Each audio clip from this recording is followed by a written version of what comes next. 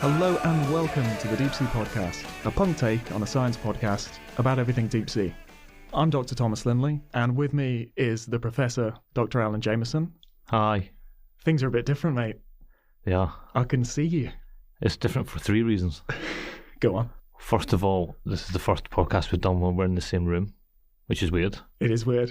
The second reason is we're in a sound stage. Why is it called a sound stage? It's just a room full of foam. Anyway, don't be ungrateful, but... That was to you, wasn't it? Yeah. No, but it's very quiet. So for the benefit of the listeners, let's give them 5 seconds of how silent this is. I can still hear a hum. I know. I'm not convinced by this whole sound thing. See, we've got excellent technology, but we also don't fully understand how to use it because for COVID reasons, we've been left to our own devices with really nice equipment. We're not normally allowed nice things, but anyway, so it might be the first one we've ever done in person, but it might be our last one. So I'm moving to Australia. So if I end up getting stung by a wombat while surfing away from a bushfire... So multiple Hadal subdives, but you're more concerned about Australian wildlife. Stinging wombats in the water, that's what I'm worried Everything is about. poisonous. Everything is bigger and everything is poisonous. The cats are poisonous over there. Yeah, so I heard, yeah.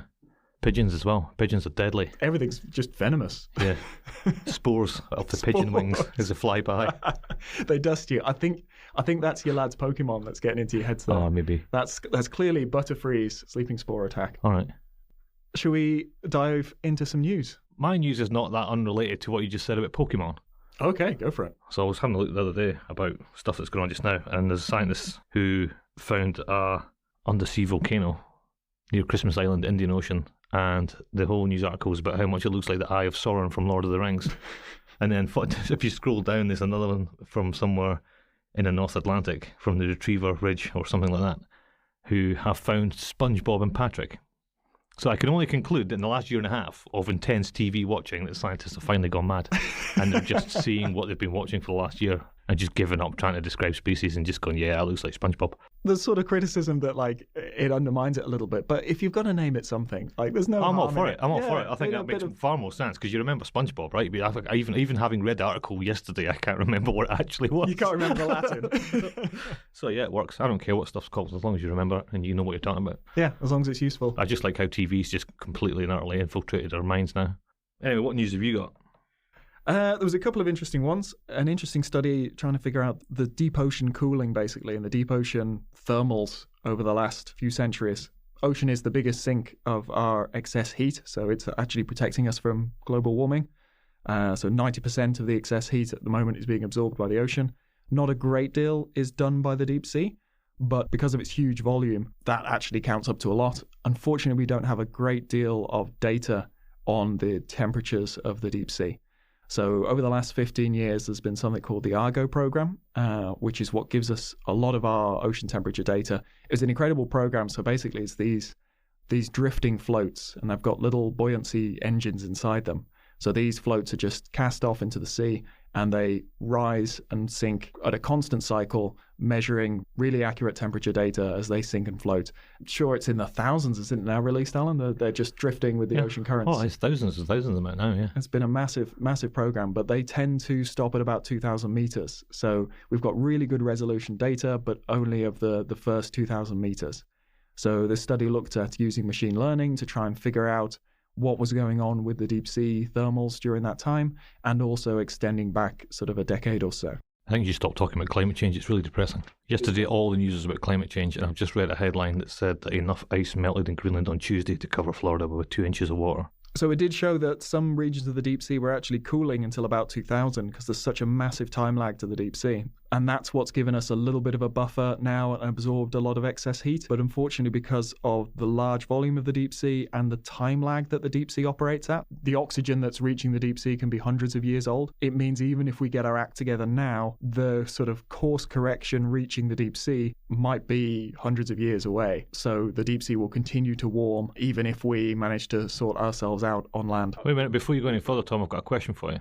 Sure. How much excess heat have you ever absorbed? I haven't measured Before you start pointing the finger at climate, how much of excess heat have you absorbed? What's your role in all this? Oh, what am I doing? What am I doing to help? What are you doing to save the planet? How much heat have you absorbed? Exactly. Putting it all on the ocean. Sorry, I'm trying not to get depressed by all the words coming out of your mouth. I know. But carry on. It gets a little bit grim.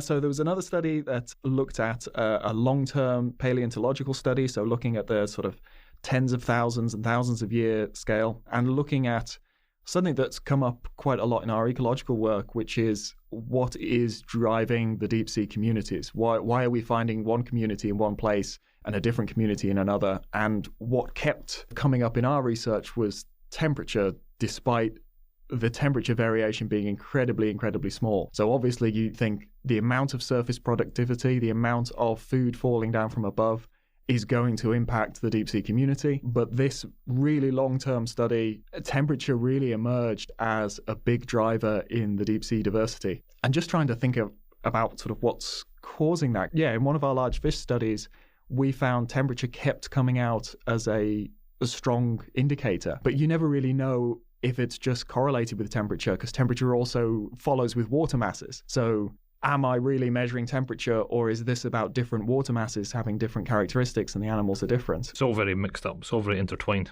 Yeah, you can't measure one without thermal the other. effect in it. So if you're warm, you can go deeper. If you're cold, you go shallower. So you tend to get deeper species in Antarctica living shallower. And the snailfish one's an easy one for that, because the warm trenches like Mariana in Japan and Philippines have fish right down sort of 8,000-ish. And they're kind of, when we say warm, it's still only about 0.3 of a degree warmer. Yeah, it's fractional. When you go to Antarctica, you get the same lot, but they're about 1,000 metres shallower. So I think 2 degrees Celsius is equivalent of about 1,000 metres in terms of stress on the cell.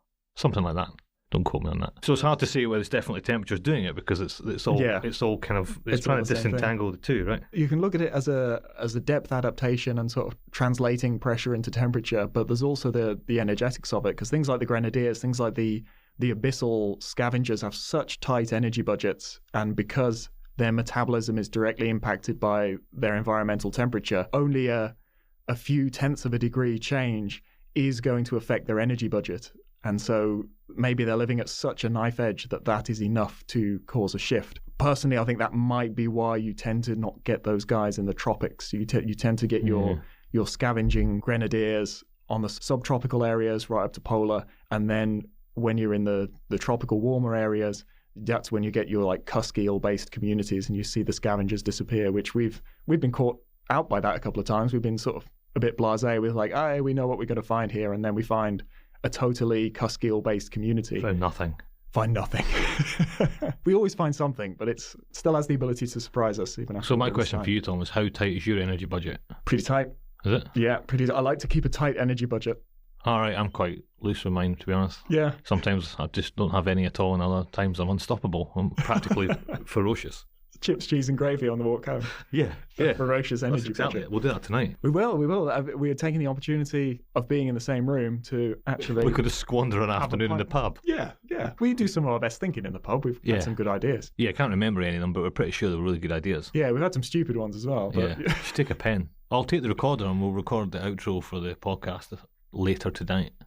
Oh, right. Okay. That'll be interesting. Yeah, potentially risky. But yeah, okay. The end of this podcast will be... It'll be a bit... All you'll hear is the sound of the rain hitting the roofs or the pavements of Newcastle, and just slightly drowning out the sound of Tom sobbing. You'll miss this when you're in beautiful sunny Oz. The rain is poisonous. I'll be getting attacked by wombats or something. So the other thing in the news, Tom, obviously is something we should mention, but I don't really want to discuss it because I don't want to talk about anything depressing. It's this whole deep sea mining business in the island of Nauru has pulled the trigger on the 2-year deal, whereby in 2 years' time, apparently, or at least theoretically, they're going to go ahead and start mining regardless of what's in place at the time. This was a weird loophole in the original, the Law of the Sea? It's not that one. Something like that, yeah. The law. Let's call it the law. The law says... Sea law. Yeah. So that it looks like mining's going to go ahead, or at least they're talking about it happening, and lots of people are very angry. You know, everyone's talking about it, so if you want to know more about it, I suggest Googling it. Because I don't want to talk about deep sea mining anymore. I'm sick of it. And we don't talk about it that much. No, we don't actually. We're probably one of the few people in this business who don't. A good shout out then, the Deepsea newsletter, which anyone can sign up for. And they provide a lot of information on the deep sea mining, current stuff that's going on. And they're just really good at scouring for deep sea news. So I'll put a link into that. It's well worth signing up for if you want to be current with what's going on. Right, so if Greenland's melting and it's going to flood Florida and wombats and pigeons are going to come and get us and the deep sea is going to start to boil, is it time we went into space? What if there's deep sea in space? And what if our natural enemies as deep sea scientists, which is space scientists, What if they get to that deep sea before us? Well, that's fine. If they want to go deep sea, that's fine. But they have to leave the keys to the space shuttle so we can go and play in space. We'll do a trade. As long as we can come play in space. Have a celebrity job swap. That would work. Yeah, let's pop into space. If we're going to do a celebrity job swap with space scientists, we need something to do when we're in space. So if we're deep sea biologists, we then become astrobiologists. We need to know someone who knows about space animals. Deep sea space animals. Let's not drift off topic. Aye, deep sea space animals. Phone them. Yeah.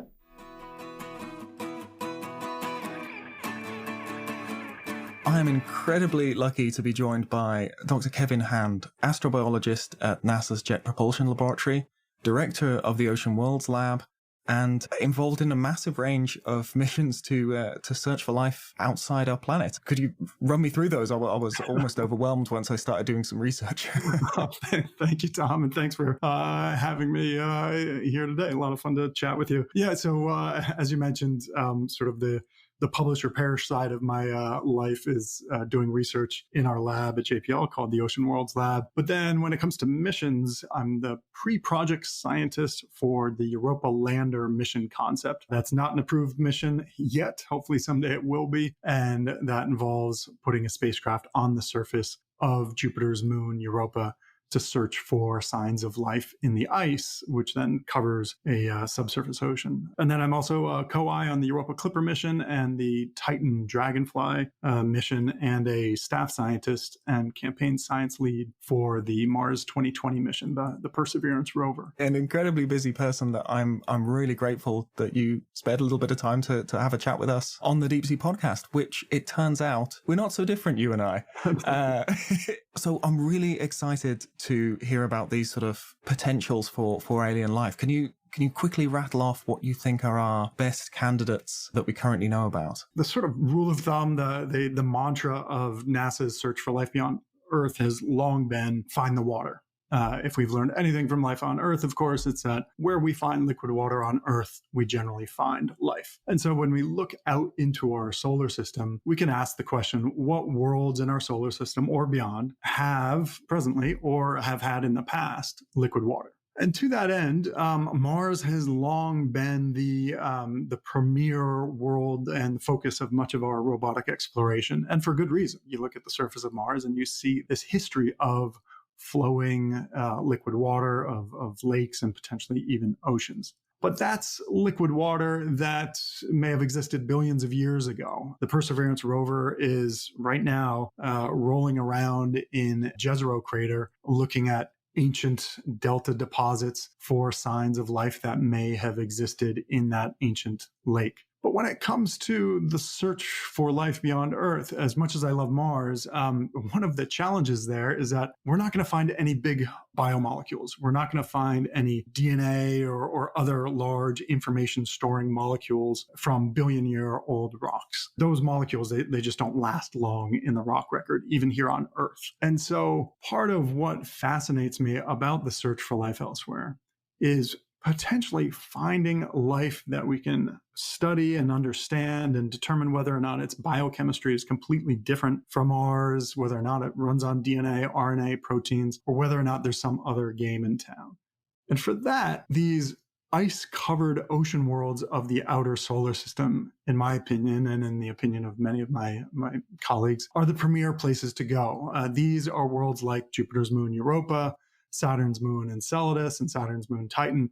These are worlds that are covered in ice, but beneath their icy shells exist today vast global liquid water oceans. So if there's a lot of liquid water there today, might there be life alive there today? Who knows? But when it comes to exploration, these are the places that I'd like to go. Historically, when we were sort of thinking about the old Goldilocks zone and the looking for planets that looked like Earth, it wasn't even what Earth looks like. It was this very human-centric version of Earth. And one of my little things I preach is most of this planet is covered in water, and most of that water is very, very deep. This is not just a blue planet, this is a deep sea planet.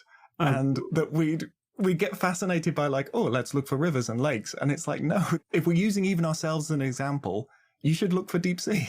Right, exactly. And these moons of the outer solar system are really changing the paradigm for habitability. As you mentioned, in the early days of astronomy and planetary science, there was this conception of sort of a Goldilocks zone. Venus is too hot, Mars is too cold, Earth is just right, so as to maintain a liquid water ocean on the surface in contact with a nice thick atmosphere, and energy from the sun helps maintain that. But with Europa and Enceladus and a few of the other moons, the energy for maintaining and sustaining liquid water oceans comes not from their parent star, not from our sun, but rather from the tidal tug and pull that these moons experience as they orbit giant planets like Jupiter and Saturn. And so there's a tremendous amount of mechanical energy going into Europa, and that mechanical energy from the tidal squeezing and tugging turns into heat, and that heat helps maintain the liquid water ocean beneath the icy shell. And the ice serves as an insulating blanket. One of the things that I love to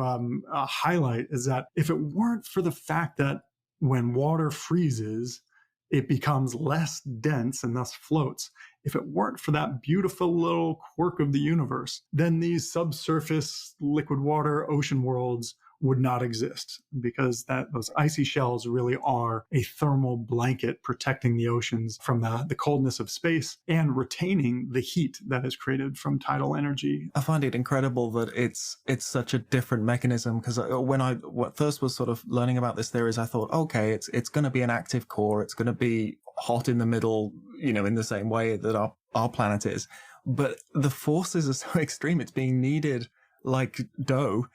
And it's friction that's sort of providing the base energy for these systems. And I found that incredible. And of course, that's going to have impacts on what life might be possible there. Because even with our own theories on Earth, it's rhythm, it's change, it's looking for the chance encounters of complex molecules. And a static system isn't going to do that. Even with energy input, it needs change for things to coalesce and then break up and then coalesce again. Exactly.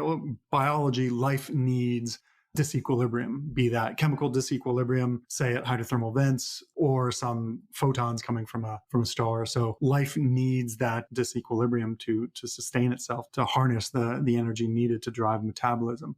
And one of the things that, connecting it to deep seas, deep oceans, that tidal energy may well sustain not just the liquid water oceans, but it could also be driving seafloor activity and powering hydrothermal activity at the base of at least Europa's ocean and Enceladus's ocean.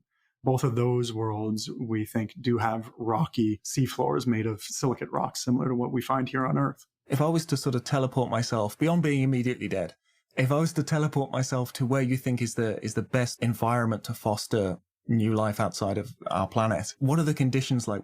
If we're just talking about habitability, can an organism survive under these conditions? Then for Europa, it's basically the following. The temperature and pressure that we predict exists at the base of Europa's roughly 100 kilometer deep ocean, 60 miles, that temperature and pressure is probably not that much different than the temperature and pressure experienced in the Challenger Deep at 11 kilometers depth in our own ocean. And so, I know you've done work there. I've done some work in the Mariana Trench. And just by a fun little size comparison, it turns out that on Earth, this big planet, the pressure at 11 kilometers deep is very similar to the pressure at 100 kilometers depth within Europa, where the gravity, because of Europa's lower mass, is 1/7 that of the Earth. And so the pressures are quite comparable. And so in terms of physical conditions, obviously we don't fully know the chemistry of Europa's ocean, but we think it's liquid water with some salts in it and maybe some sulfur and other things. I think if you took a little Mariana Trench amphipod and put it into Europa's ocean at, say, 50 kilometers down, maybe 100 kilometers down, it might well do fine. Now, who knows if there would be sufficient food for it to survive, but it would at least... it would survive long enough to get hungry, which is fascinating. Which also, coming to the robotic side, if you could magically transport the Deepsea Challenger, the human vessel that James Cameron took down to the Challenger Deep in 2012, and I was a team member on that expedition, if you could miraculously get that vehicle out to Europa, it would do fine in Europa's ocean. Now, I got to put a little asterisks there because we don't fully know the ocean currents and a few other things. But from a temperature and pressure standpoint, the Deepsea Challenger would have done fine. And the temperature of Europa's ocean water is probably hovering in that range of -4 to 0 C. Maybe it's a little hotter down around some hydrothermal vents, etc. The harsh environment is the surface of Europa. The challenging aspect is getting through the ice shell, which is perhaps on average, say, 10 kilometers in thickness. There's a big debate about that. There's probably very thin regions and regions that are quite a bit thicker. But once you got to the ocean, some of our Earth technologies might do quite well. We've got this incredible test bed right here where we live. Right. And that's part of the beauty of the win-win of developing an Ocean Worlds program where we can really have the vision of someday exploring the seafloor of Europa's ocean and Enceladus's ocean, while simultaneously, as we kind of develop those tools and technology, advancing our capability for exploring Earth's ocean. I kind of like to think of that evolution of humans from the Australopithecus to Homo sapiens, and a lot of the vehicles that would someday go out to Europa will go through that evolutionary cycling in our own cryosphere and in our own ocean. With the beautiful knock-on effects that my community is going to have access to some incredible new tools. Exactly. Yeah, we're up for that. Exactly. And the comparison between sea and space is really interesting. In the space community, we've long had to design and build with what we call the tyranny of the rocket equation. And this challenge is basically that if you want to send a lander to the surface of Europa, you not only need a rocket large enough to get the mass of that lander to the surface, you need to have rocket fuel for the rocket fuel because part of what you're launching off of the Earth is rocket fuel. And so there's this cascading effect that the rocket equation forces you to abide by. And meanwhile, in the deep ocean world, there hasn't really, in my opinion, been an analogous forcing function. And that's a bit of a historical anomaly in that a lot of the deep ocean vehicles were derived from navies. And so in the deep sea community, we kind of got used to big ships with massive submersibles, massive tools. And fast forward to the modern day, we're still kind of stuck in that way of operating. Meanwhile, in space, we've migrated to CubeSats and all sorts of tiny but robust vehicles. On Mars, we can't go kick a rover to get it to restart. We have to make them very robust, and there's a lot of validation verification. And so in the bridge between sea and space, part of what our team at JPL and a number of our colleagues at Woods Hole, et cetera, part of what we're trying to do and part of what we're trying to ignite is let's take some of that space know-how and get it into the ocean. Let's build some CubeSats for the sea. Let's make robust vehicles that can be deployed off of much smaller ships. Let's make robust vehicles that don't cost a tremendous amount of money. So there's a tremendous win-win of sea and space working together. We've been ranting about this for some time, and my own tech has tried to sort of follow that philosophy. Because we're biologists, really, we try to explain it ecologically and say that, we've been K strategists and we want to be R strategists. Mm-hmm. I want to cast millions of my offspring into the sea and see how they get on. But I think our biggest issue is just brute forcing and taking a little bit of atmospheric air down with us, which is not needed. I really try and harmonize with the pressure if I can, and I see that sort of philosophy carrying through into the space exploration as well. So there's really cool tech stuff, as well as this potentially very, very exciting sort of biology aspect to it as well. And it's such a win-win. We need to explore our ocean. Our ocean is so critical to the future of our planet, be it as a resource, as a thing we need to conserve. Climate change, obviously, all of these factors come together when we talk about the exploration of our ocean. And so we can simultaneously work on those issues while also building a bridge towards exploring beyond Earth. I jumped ahead a little bit there, and I got excited about what might be living there now, but what processes could have potentially led to life there? Because our current understanding, at least on Earth, is that we had a sort of single point origin of life that then sort of radiated out, which is, I can get turn into quite a hippie about it, actually, because one of the things I love to hold on to and turns me into such an eco-warrior is that every living thing on Earth could be viewed as a member of our family. You just go back far enough. And I feel so connected to everything when I think of it that way. You know, I've got a distant relative who's a leopard, and I'm incredibly proud of them for being so fast. It weirdly makes me feel connected without totally abandoning biological science. So it's so exciting to see that dice roll again. What might be out there? So this is where the exploration of these ocean worlds really taps into something truly profound. Not only the profound nature of that question, are we alone? Is there life beyond Earth? But when it comes to the origin of life itself, not only would the discovery of, say, life within Europa's ocean be an indicator of life beyond Earth, it would also teach us about the origin of our own tree of life, how we came to be here on planet Earth. So what do I mean by that? Well, as you mentioned, on Earth, there may have been just one instantiation of the origin of life 3.5 to 4 billion years ago or so. I happen to think that perhaps there were multiple origins and then a bit of a competition, and the tree of life that we now know and love that connects us all through our genetic material, and that's the tree that survived. When it comes, let's go back to Mars. So again, I love Mars, but Earth and Mars are very close neighbors. And so if we found life on Mars, and again, we're probably not going to be able to tease out any large molecules, so that's a challenge in and of itself. But if we found evidence, say fossilized microbes or other evidence of life on Mars, we would be at a bit of a challenge to figure out whether or not life on Earth was related to that life on Mars or not. Do these two planets represent two independent trees of life, two independent origins of life? And the reason for that is because Mars and Earth have been transferring rocks back and forth for billions of years. And so it's feasible that ejecta from the Earth, from an asteroid impact or something, could have delivered microbes to Mars during the time when Mars was habitable, or maybe life originated on Mars and rocks ejected from Mars landed on Earth and seeded Earth. So that's a bit of a limiting factor in our understanding for how easy or hard the origin of life is on a planet. If we find it on Mars, we might not necessarily be able to say that it was a separate independent origin and that life itself has originated twice. You still with me? Yeah. I know. I love all this. This is great.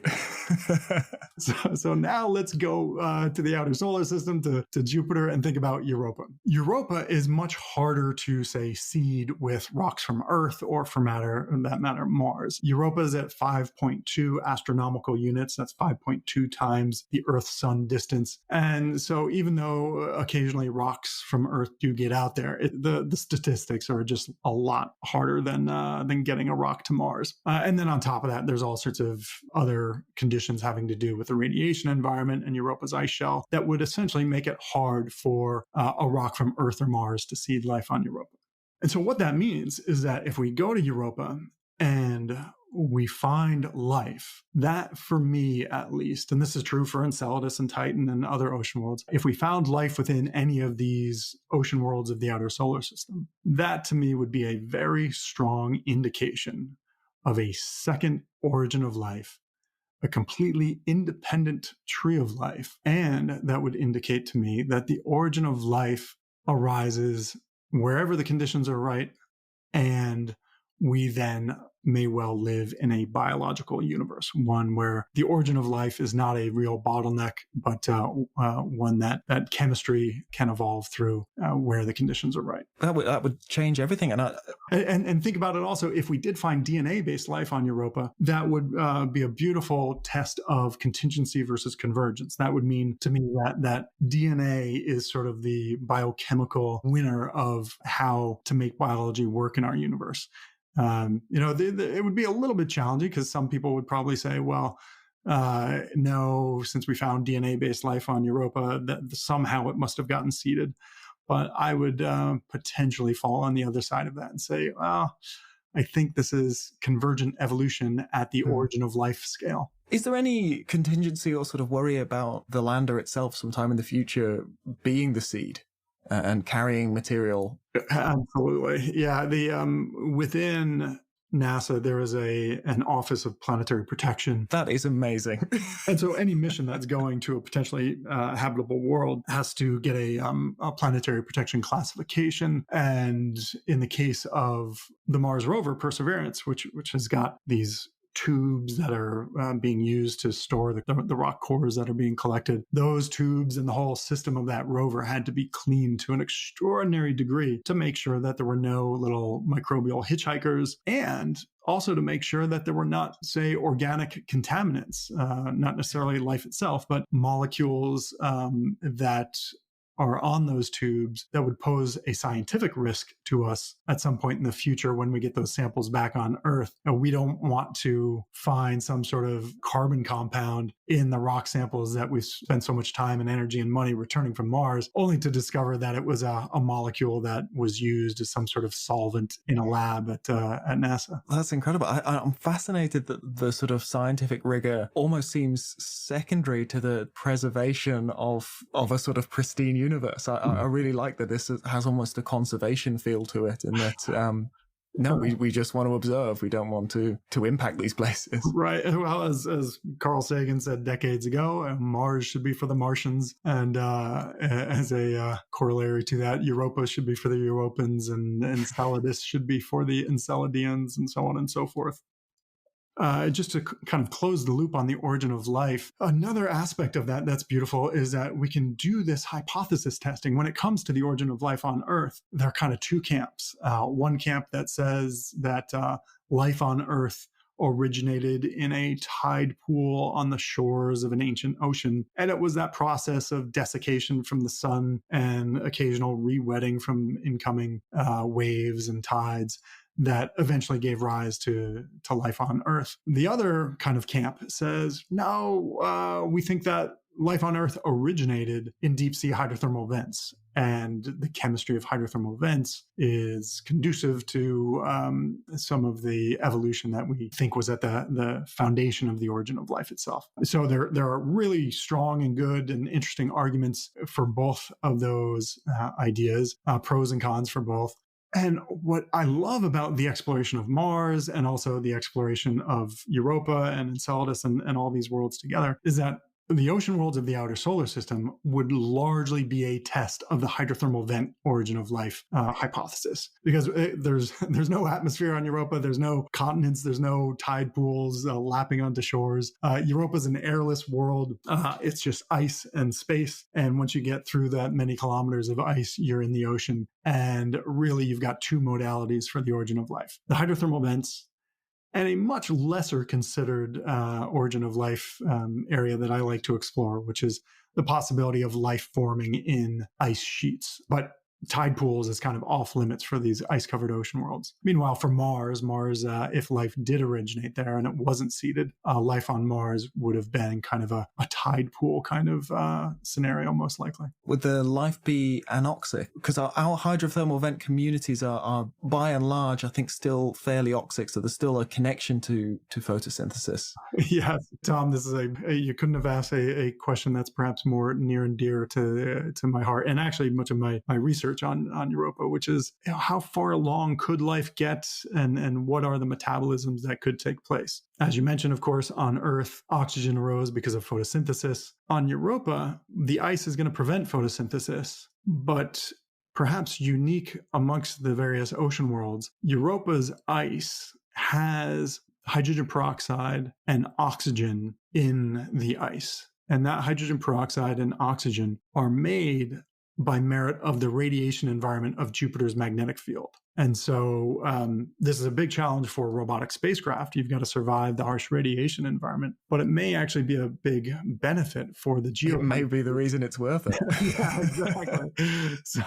So we know that we with our telescopes, our ground-based telescopes and our spacecraft, we can see these oxidants like oxygen and peroxide. And peroxide, of course, decays to oxygen once it gets into warmer water and warmer conditions. And so I've actually done the math on this, that depending on how efficiently the surface ice of Europa is cycled into the ocean below, you could well reach molar concentrations of oxygen in Europa's ocean that exceed the O2 minima zones here on Earth. And as you know well, polychaete worms and other, not just microbial life, but multicellular life survive. And so I actually wrote about this in a chapter in my book.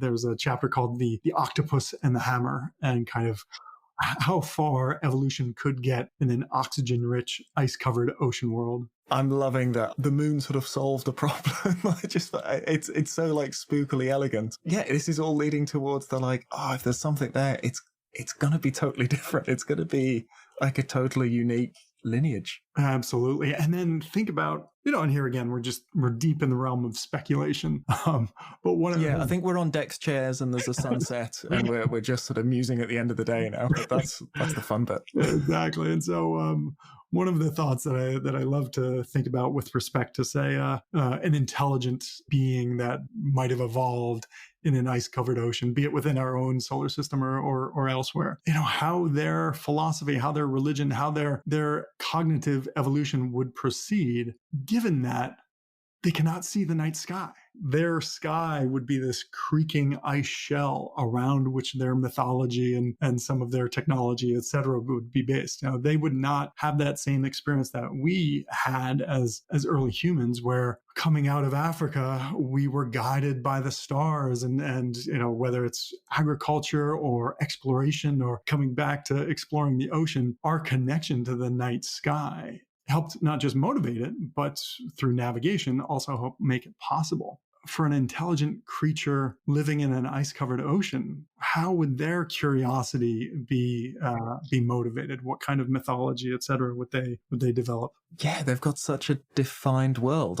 Unless you have an opportunity to swim your way up a little crack and eject yourself out of an erupting plume, you'll get a faint glimpse of the stars as you are rapidly dehydrated and frozen to death. Yeah, you're not going to come back to tell the story.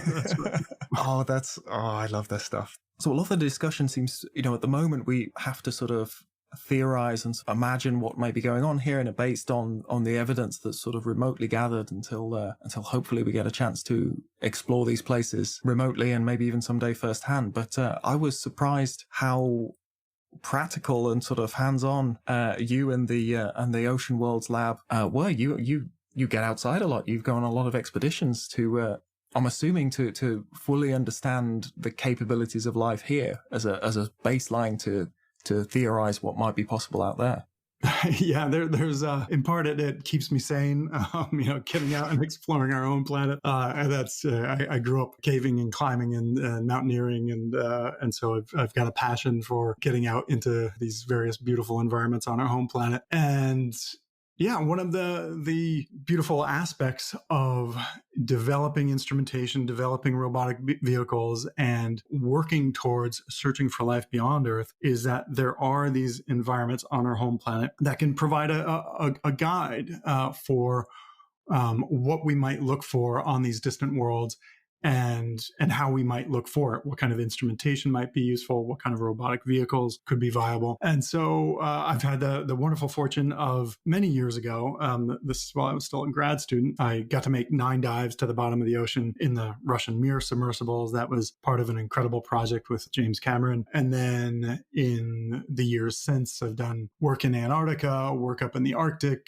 2019, before COVID hit, I was down in Antarctica with our team from JPL in the Australian Antarctic Division, testing out a rover that we've built that is designed to investigate the ice-water interface. This is a vehicle that we call the Buoyant Rover for Under Ice Exploration. I'm aware of that. I like it a lot. Yeah, and as you appreciate, the ice-water interface has not been studied in great detail, in part because it's a hard-to-access environment, which is a perfect recipe for getting brilliant engineers to help solve that challenge. So I was in Antarctica, and then I was also up at 82 degrees north in partnership with an incredible team of Norwegians and colleagues from Woods Hole, and we were deploying the Nereus under ice vehicle to the hydrothermal vents along the Gackle Ridge that have been discovered. And so, yeah, it really is an incredible thrill to get out there and see our home planet and have the opportunity to test out these various technologies and get important Earth science done in the process, because there is so much yet to understand and explore on Earth. Yeah, getting out into the field is a great inspiration sort of for equipment design and for your own hypotheses, for your own sort of musings about, well, if this is happening here, then what could be happening there? Yeah. And there's this, I don't know if you've ever heard this old adage in geology, which is that the best geologist is the one who's seen the most rocks. And I'm not a geologist. My training is more physics and astronomy, smattering of geology and biology and robotics degree thrown in for good measure. But I do think there are parallels when it comes to biology and the search for life elsewhere, which is, when it comes to identifying signs of life beyond Earth, having a deep bench of experience for what life looks like and what kind of fingerprints it leaves in these various extreme environments and potentially analog environments on Earth is really useful. Absolutely. I am continually amazed by the things we come across, even just within specifically our deep sea areas. There's always something new. I'm always proven wrong in fantastic, incredible ways. And I think one of the best parts of being a scientist is being proven wrong is the best possible thing, because that's when the fun starts. That's when, like, oh no, it wasn't that. And you should be stimulated like that, but rather than being sort of a bit embarrassed, because it's all course correction over things like this. But I love to be wrong, because then something's really interesting going on. Absolutely. I'm really grateful of your time. You've been, you're obviously an incredibly busy person, so I'm really grateful of you coming on to have a chat with us. For anyone else like me who has been sort of stimulated by this discussion and will lie awake tonight musing the sort of wider philosophical implications, your book, The Alien Oceans, The Search for Life in the Depths of Space, was out last year. I'm definitely going to get a copy. Is there a best sort of source for that? Is there a best reseller, or just wherever people can find it? Yeah, my plea as a fond peruser of bookstores is if you're able to get it at a local bookstore, go through them. Even in COVID, I'm sure they'd be happy to place the order. But yes, of course, you can find it on Amazon. Just to finish on, one of our biggest and most famous rants, and one that we keep bringing up, is our loathing of the moon analogy and the classic, we know more about the surface of the moon than we do the deep sea, and that flits to Mars every now and then, depending on when you hear the quote. And that was the origin of our turf war and our feud with space. But it sounds like deep sea and space would actually make a fantastic partnership. So as a representative of space, ambassador, essentially, do you have any thoughts on the moon analogy? Yeah, I listened to that rant, and Alan did a tremendous job of destroying the logic that on which that statement is founded, which was great. And what I would add, and I've been on panels where I've had to deal with that analogy. Bob Ballard, who is a wonderful friend and incredible explorer, obviously, Bob loves to put that forth. But of course, we wouldn't know the surface of Mars or the moon as well if they were covered in water. Water is the confounding factor, and it is exactly what makes the ocean the ocean. But more to the point, often that statement gets brought up in the context of resources. We've got limited resources for exploration, and therefore we should reallocate resources for exploring space to exploring our ocean. And that is a subscription to the zero-sum game. You can only do one thing. And certainly ocean exploration is a vast, incredibly robust industry. That's part of why, at least in the United States, more money is not put directly towards ocean exploration. You've got the oil and gas industry and mining and things that potentially also problematic, but those industries dump a ton of money into ocean exploration. And so, when it comes to resources, part of the reason that space exploration has had the investment at the level of, say, NASA that it has had for so long is because that was not a autocatalytic industry in and of itself. Ocean exploration rapidly took off into industry, whereas space exploration, it was not until, say, GPS and Earth orbiting satellites came online where that industry really kind of became self-sustaining. And of course, now you're seeing that grow in the private sector with human exploration, human tourism, etc. So it's an exciting time. And overall, my main mantra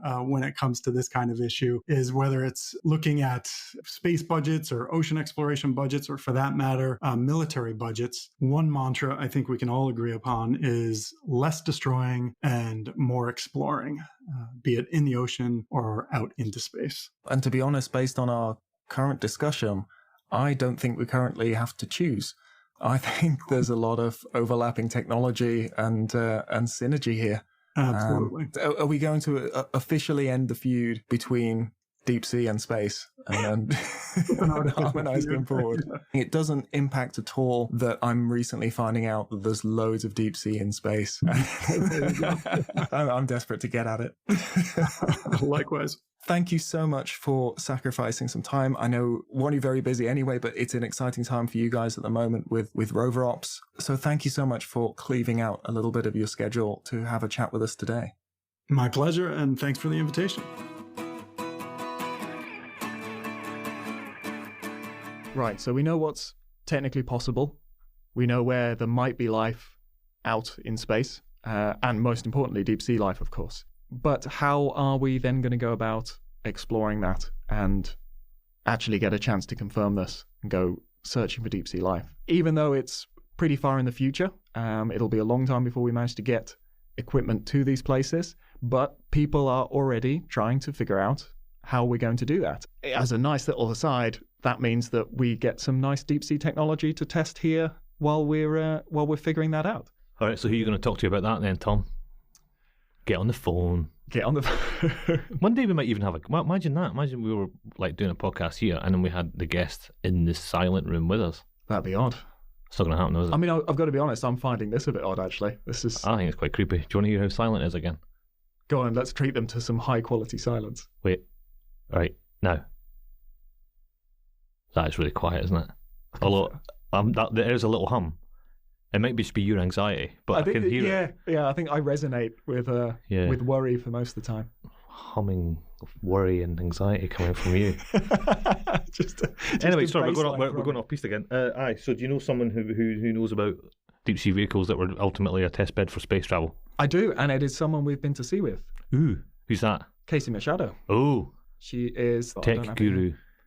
Yes. Deep sea vehicle extraordinaire. Deep sea vehicle whiz. Yeah.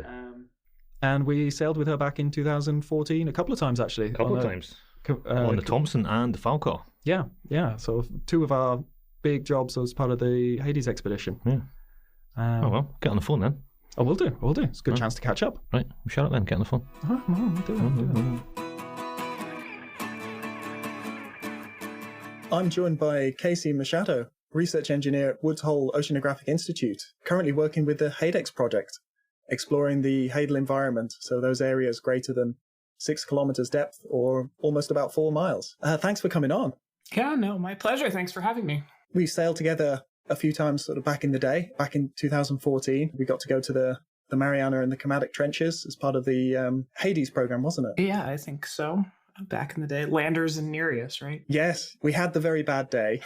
The loss of Nereus, which was a spectacular sort of AUV, ROV hybrid platform. And I wanted to sort of leap off from that. I'm sorry to sort of start on a negative, but at least from my understanding, that's what kind of changed the philosophy from the research group of a single, very capable, very high value asset to do this high risk, super deep work. We were joking earlier on most of our proposals, we kind of like lead in with the little tagline, like after the loss of Nereus, blah, blah, blah, blah, blah. We're like, we need to find a more positive way to start all of these. It just always starts with the loss of Nereus. But it is a very good point, and that's how we got to sort of the Orpheus concept, which is cheap and cheerful, very easy to use, low sort of infrastructure footprint type vehicle from Nereus, which was, like you said, very complex. But after the loss of Nereus in 2014, there was this sort of big gap where we didn't really have the same extent of capabilities for doing Hadal exploration, because Nereus just could do so much while you were down there and you had the sort of live connection to the surface.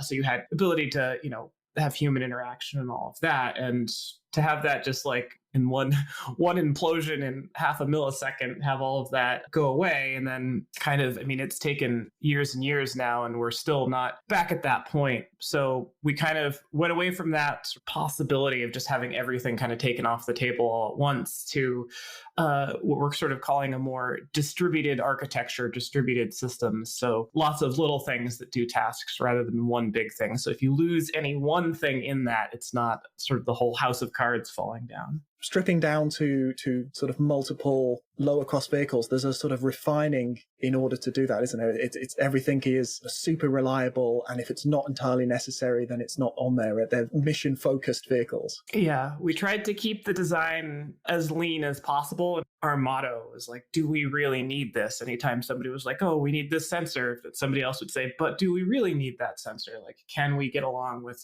something else? What we sort of distilled down to was, as you said, sort of this core of, reliable stuff that you absolutely need, which then makes a great building block later on to add the more complicated mission-specific payloads and all of that. I'm a mechanical engineer, so I'm sort of known for like hitting things with hammers and turning wrenches and that kind of stuff. My requirement for all of the software end of it was I have to be able to program a mission for this. I'm not formally trained in software in any way. We have a very sort of like near English text-based way to communicate. We've tried to set it up so that any scientist or engineer or whatever operator can do it. And since it's small, it lets you get on any size ship that you would want. So you could operate on like 20, 30-foot fishing vessel just the same as you could on a 100-meter long research vessel. One of the articles I was reading described it as roughly the size of a mechanical ball, which kind of sets the dimensions quite nicely as well. Yeah, I guess I've never heard it quite defined as that, but I do have some interesting pictures of the team at various points riding it like a mechanical bull. So I think that's a pretty apt so it was there. description. It's always there. It's kind of the little lifting bail makes a really nice like handle. Yeah, no, it's cute. and maybe sort of it represents how it feels emotionally that this is something you've been hanging on to while it bucks and kicks. That's also probably pretty accurate. I'm realizing this is an audio medium, so we should probably actually describe the vehicle you're currently working on. Describe Orpheus and what it's capable of. So the AUV Orpheus is a small-scale AUV, weighs about 550 pounds, fully loaded with science payload, and roughly takes up a footprint of about 5 feet by 5 feet. But most of that is sort of like, has these kind of triangular legs that come down out to the side. So it's sort of a main fuselage with 2 landing gear coming off of it, sort of like a helicopter without the blades type of thing. And it's designed to operate very near the seafloor bottom or land on the bottom, which is something that's uncommon for AUVs. Usually you want to, not be interacting with the bottom as much as possible. But in this instance, we designed it to, be quite happy to sit on the bottom. It has 4 thrusters on it. There's 2 horizontal thrusters and 2 verticals. And that's sort of it in terms of the propulsion. And then I guess the brains of the operation where almost all of the stuff happens, there's a 17-inch glass sphere out in the sort of nose of the vehicle itself, which has a camera in it that looks out of the glass sort of down at the seafloor. And then that's also where the batteries and the computer and for all the control electronics. The science payload, it's sort of deliberately modular, isn't it? So that camera housing and that sort of brain housing that manages everything that Orpheus needs to move around. And then you've got this, it looks like a sort of drop bay underneath where you can put a variety of science platforms sort of depending on the mission. Right. And we sort of deliberately kind of left that space flexible and blank. And it's kind of like the underbelly of the fuselage there facing down the seafloor. So we've put a 4K camera in there in a housing. That's been our nominal payload. We have something on the order of 30 to 40 pounds wet weight of payload. So that can be anything a scientist dreams of, really. I like to think of scientists as kind of our customers in a way, in that they have a need and we provide the platform. But it's great that it can actually land and that the skids are adjustable, aren't they? So you can guarantee basically where the sediment's going to be. And then unlike a lot of AUVs, that science payload can interact with the seabed and you can take sediment and seabed samples, not just in water samples. When you get down to like hadal seafloors, I mean, as I'm sure you know, like if you impact in landing, you're waiting for, tens of minutes for the dust to clear because there's not all that much current down there. We wanted to make sure that we could kind of like gingerly land in a controlled manner. And to allow the system to navigate and understand its surroundings, you formed an interesting partnership. Very much indeed. The whole project has been a wonderful collaboration with NASA Jet Propulsion Lab, which is also part of Caltech. And that's been something that from the beginning, we identified this parallel between hadal environments and environments that are extraterrestrial, but very similar. So ocean worlds, Earth becomes this great analogy for researching the potential of exploring extraterrestrial oceans. So we ended up partnering with NASA JPL in this. And one of the key enabling bits of technology that have let us follow that, keep it simple, do we really need this philosophy, has been the development of this visual navigation tool that we use, which is, it falls under a larger umbrella of terrain relative navigation, which you may have heard in the helicopter that's flying around on Mars that launched off of the Mars rover. And so that helicopter is very much sort of the same kind of mission profile that Orpheus has, and as such uses the same kind of navigation strategy. It's not exactly the same stuff, slightly different environment. To get super technical into it, we use something that's called visual and inertial odometry. And that's just sort of a technical way to say that we use cameras and then we have a gyro inertial measurement unit there that basically just measures the accelerations of the vehicle. When you put those two together, you can basically figure out where you're going just by looking at images through a camera. So if you see like, hey, this one rock on the seafloor is here in this image, but we've moved forward. So in the image, the rock has moved X amount. You can now say, I have moved that far over the seafloor. And if you have a camera that's calibrated and then the computer behind there processing everything, it's a way to get quantitative navigation in a very small package, because all you really need is a low res. We use a black and white, almost like webcam-ish type thing. And as long as you're in sight of the seafloor, that's all you need to do your navigation. And it replaces much heavier acoustic solutions for this, like the Doppler velocity loggers, that sort of thing that you see on much larger ROVs. They're heavy and expensive packages. So this sounds really elegant. And the visual-based stuff on its own, that used to be quite processor heavy, because you're just using the images and you're just trying to match one image relative to the other. But that combination with the gyro and the inertial stuff, that's really elegant. That's really smart. It's really biological, actually. It's very close to how the animals orientate themselves.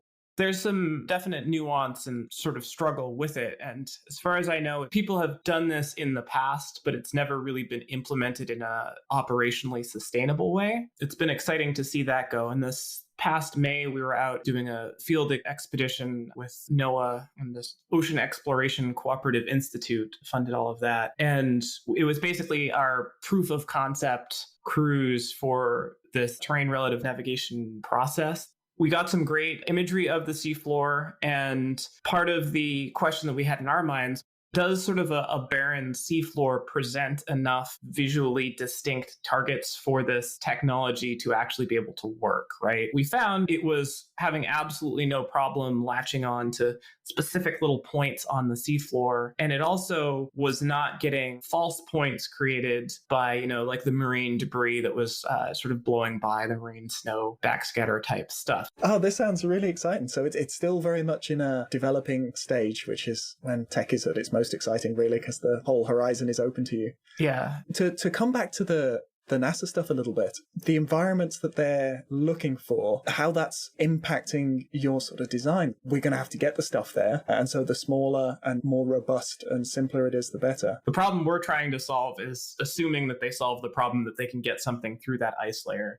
There's a lot of parallels and things that have struck me in space as I've learned more about it over these past few years that are like, oh, this is a lot more similar to what we're doing here on Earth than I would have imagined. You would have think like, oh, space, it's a completely different thing. Environmentally, I find that really cool. And then from an engineering standpoint, there's a lot of similarities in the design challenges for going to space, but then there are a few like key differences. And for them, they're always governed by what they call the rocket equation, right? The heavier something something is, the more rocket fuel you need to basically shoot it off of Earth and get it into space. And in the ocean, we don't care as much what something weighs in air. Hui's Jason ROV weighs, upwards of 10,000 pounds, right? So it's something you wouldn't even imagine shooting up as a science payload into space. But it weighs 0 pounds because it's neutral on the seafloor, right? Because we have buoyancy there. So that sort of push and drive for miniaturization was something that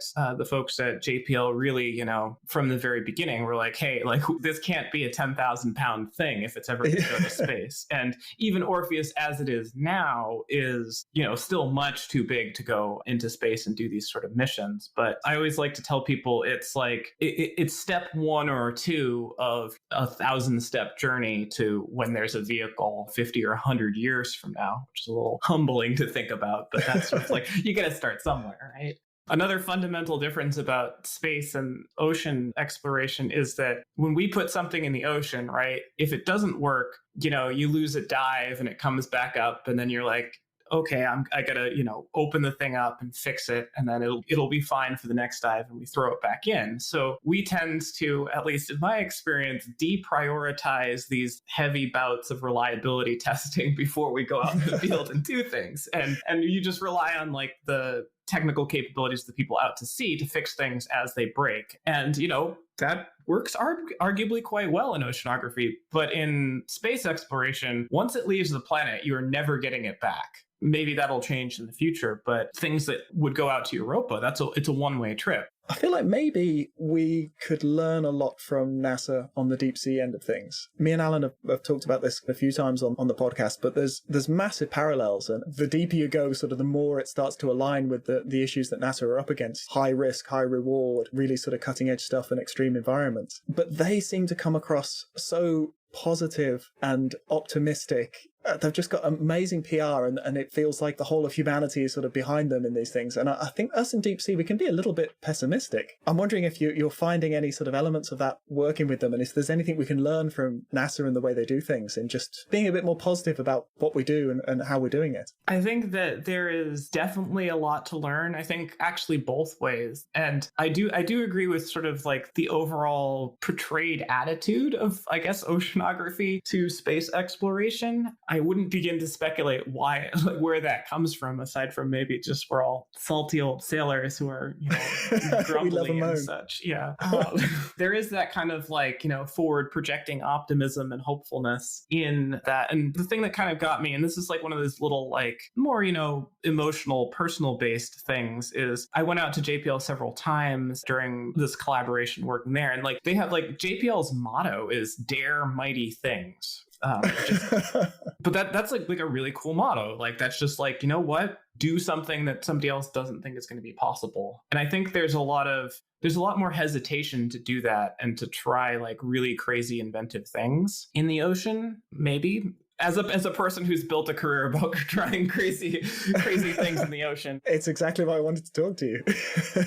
In terms of the other thing you were saying, the learning from each other, I think that there is a freedom and flexibility to the way we approach oceanography and engineering in the ocean that I think NASA and JPL, I think they find that really appealing. All of their procedure and rigor and all of that is restrictive in some ways. And the way that we approach remote operations in our field is much more freeform and much more kind of almost by the seat of our pants. And I think that lets us get away with certain things, but it also gives us the opportunity to learn and iterate faster in certain areas, especially on things like using humans to remotely control something that you can't have access to. And so there's future missions that are heading up to the moon, for example, that are going to have robotics up on the moon that are controlled by the surface of Earth. One of the neat things that I've seen out of this collaboration that's formed through Orpheus is there's now talk between NASA engineers and engineers at Woods Hole Oceanographic about, well, how do we each approach these remote operations and what can we learn from each other? Like, hey, things that work on controlling a Mars rover, could those be applied to operating a remotely operated vehicle or, vice versa. That's really inspiring. I like that. This is such an exciting area to be working in. Are you enjoying this? Has this been just great fun? I think I've been reinvigorated by the kind of broadening of scope of the impact of the work with, connecting it into space. I won't lie, the whole losing Nereus, which we alluded to earlier, that was, it was a pretty big punch in the gut for me. That had been my life's work up until that point in my core professional career. And to have all that sort of like in a blink of an eye go away and then just be like left there literally with the pieces in my hand, there was a little bit of like, okay, well, where do you go from here? And how do you move forward from that without it feeling like, oh, I'm just recreating the thing I just lost? And this partnership and expanding of scope and horizons, I think for me was the thing that got me out of that mindset of like, oh, we just have to like, crawl to get back to where we were. And we, went in a completely different direction, which is really neat. And I think that's sort of the part of this, like you should never be afraid to fail spectacularly, but you need to be able to learn from it, right? Otherwise the failure doesn't quite have the same meaning and legacy. Yeah, you're doubling down on it. Otherwise, you've got to do the Phoenix thing, and you've got to be reborn through that. And it's totally changed this direction, which is the way things are going. It's looking like it's more sustainable. It's more useful for deep sea science. And then it has this potentially incredible future application. A bad day has fanned out into this incredible opportunity that I think the whole community is going to benefit from. For sure. I'd be remiss in this also in not mentioning that the development of Orpheus has very much at Woods Hole been this kind of joint science and engineering development. So I've been working with deep sea biologist Tim Shank at Woods Hole as a partner in shepherding this Hadex and Orpheus stuff forward. And in that partnership, we've been able to really bound it in a way like, how is this going to create access? How is this going to really actually be useful for the community of people that are going to need it, are going to need to put instruments on this? And I think once we've sort of gone through the teething pains that come with every new vehicle and getting things up to, operational reliability levels and all of that, I think it's going to really be transformative, to use a buzzword that I like to put in proposals. But I really do think it's going to be transformative in how it grants access to anywhere in the ocean. Like, that's really cool to say, hey, this little thing that costs under $200,000, you can go anywhere in the ocean and all you need is like a fishing boat. You could buy one of these and fly out to Guam and rent a fishing boat. You could be at the deepest point in the world contributing to science. So I think that's really important. And I think one of the things that is going to get people to care more about the ocean is going to be making the exploration of it more accessible to more people. Yeah, stopping it feeling remote. And that comes back around to the NASA thing. It brings space to the general public and makes them feel a part of it and makes them feel a connection to it. And if they can do that with things that are light years away, we should be able to get them the personal connection to the deep sea. It's the most borderless majority of our planet, and everyone owns it, and everyone should have a stake in it and a personal attachment to it. You should feel as fondly towards the deep sea as you do your favorite holiday beach. It's for us. It's for all of us. For sure. Alan, like to ask the question, what is the best party you've ever been to? Best party? A lot of the really good parties I've been on have been attached to the end of cruise party. You take any group of people and you work them to the bone for a month, and then you bring them back on shore and have them celebrate. And so this party was after we took Nereus to the Mariana Trench, and we successfully did a progression of deeper dives that ended with 2 or 3 dives to Challenger Deep. Very exciting stuff. Flash forward past all that, irrelevant science and engineering. And we get back, we're in Guam. We were at the Navy base there. The team it was like 20-25 engineers and then a couple of science people, but it was basically the entire engineering team who'd worked on this vehicle, and we had just sort of done what we had set out to do. This was like, to us, sort of like the moon landing of doing it. So everyone was excited, and so we went out to a bar that was on base and food and drinks and all of that, and there was a man there who was having a party sort of in the other half of this kind of open air bar thing, and he had just made officer, gotten some sort of promotion, And at first, the two parties were like somewhat separate, and maybe even a little like begrudged against each other because they had some food set out that we didn't necessarily know was not for us. And so there was like a little bit of bad blood at first, but then we got to talking and made some quick friends there, and we kind of told them what they were doing, and they told us why they were partying, and so it just turned into this big merged together celebration. And at some point in the night, a karaoke machine appeared. They sort of wheeled out on one of those carts, but we didn't do karaoke. The guy who had just been promoted, he just took the microphone of it, and then he just started singing like sea shanties. Oh yes, very ahead of your time. It's very topical nowadays. And so he would sort of sing them, and a lot of them have like sort of like call and response things. So if you don't know what the sea shanty is, then you can listen for the first like verse, and you're like, oh, okay, I'm in. And I mean, we must have spent couple of hours just singing sea shanties and everyone together just drinking and having a good time. It was just sort of such a nice kind of like cap on the whole experience that was very stressful and such, but it was just sort of a fun, free thing to just be belting out sea shanties at the top of your lungs all late into the night. That's fantastic. It's cathartic because it's such high pressure at sea, especially if you're at a point where success rides on you or it's something very personal. A couple of weeks of that is emotionally exhausting. And yeah, you just need to go a little bit crazy at the end of it. And that's a good one. Yeah.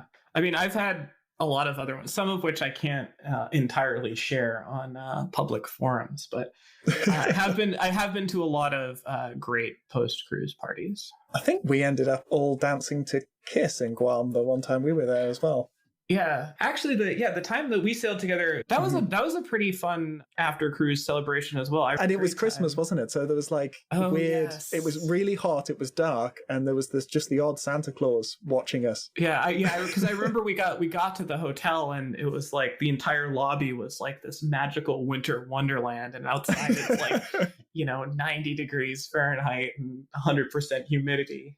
Oh, thank you so much. That was really useful. Yeah, you're welcome. Sounds like we're going to get some really cool deep sea tech as a result of this. Oh, you're not. Well, not us as a community. I don't know. Maybe she'll let me put some science gear on it. Maybe she'll just give you an entire vehicle. I think that's probably a push, but it's good to see affordable, reliable deep sea tech being developed.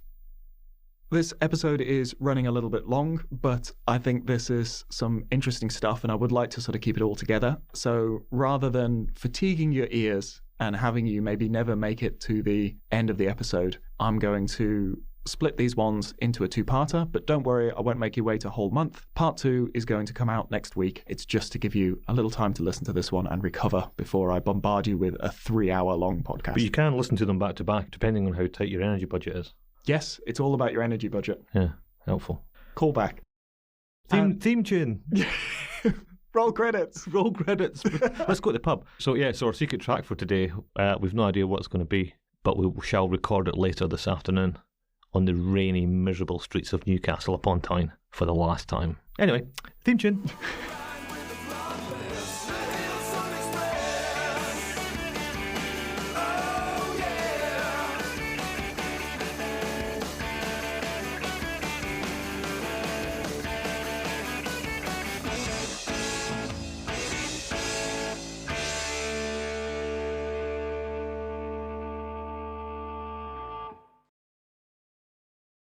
The Deepsea podcast is supported by our company Armatus Oceanic. If you would like to explore the deep sea yourself, we can help you out with that with technology and know-how. Or if you'd like to bring the deep sea to your audience, we can help with that as well. Fact-checking, storytelling, podcasting, interviews, however. We want the deep sea to be accessible to everyone. So here we are. Outside Trillian's Rock Bar. Yes. In Newcastle. Yes. It's rowdy with punks and rockers. We've had a few pints. More than a few. So it's been a pleasure. We've been working together for a decade. It's longer than that, actually, I think.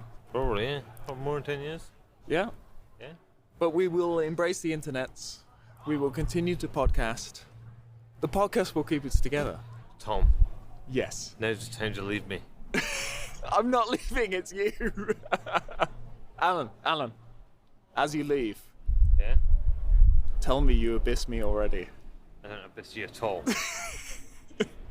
Oh, actually, Okay, while I'm on it, yeah, go. before I go, if I do get stung by a wallaby Yeah. or a wombat while surfing away from a bushfire, avenge me. Avenge me. Avenge you. Wait. Of all those things, which one do I avenge? The wallaby, the bushfire? Australia. Just all of Australia? All of Australia. Okay. Just avenge me. Bye. I don't know if we can use any of that.